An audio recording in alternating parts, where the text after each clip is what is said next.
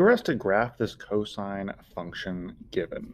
We're going to start off by finding the midline, the maximum, and the minimum. The midline is given to us by our k value, so that tells me that that is going to be the horizontal midline of our graph. Next, the maximum and the minimum is just taking the k value and adding the amplitude to get the maximum. 1.5 plus 0.5 is 2, and then taking the k value and subtracting the amplitude. So that would give us 1. So here's our max and here's our min. So our entire graph is going to be in between those two lines. Next up, the starting point is going to be told by the h value. The h value in this case here is 0 because I'm not adding anything inside the cosine function here. So that means it's going to start on the y-axis. And then because it is a cosine function and it's positive, remember that our general shape here starts at the maximum and ends at the maximum. So what that means here is that I am going to start here at our maximum. So there is my starting point, which is at the h value, which is 0, and the maximum, which is 2.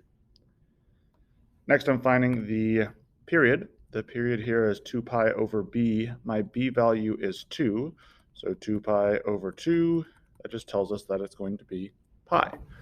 The other nice thing is that that actually tells us where that ending point is, because if I go pi units away, I know that my starting point and my ending point should be at the same spot.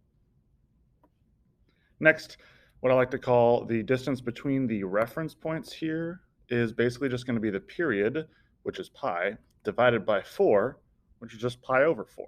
So that means that every time I'm going to go up, I'm starting here at 0 on the x-axis.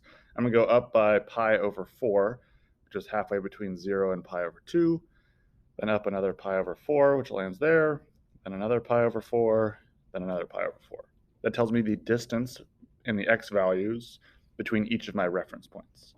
And the nice part is that my reference points here, if I look at my general shape, it starts at the maximum, goes through the midline, hits the minimum, goes back to the midline, and hits the maximum. So that is going to give us our final points here.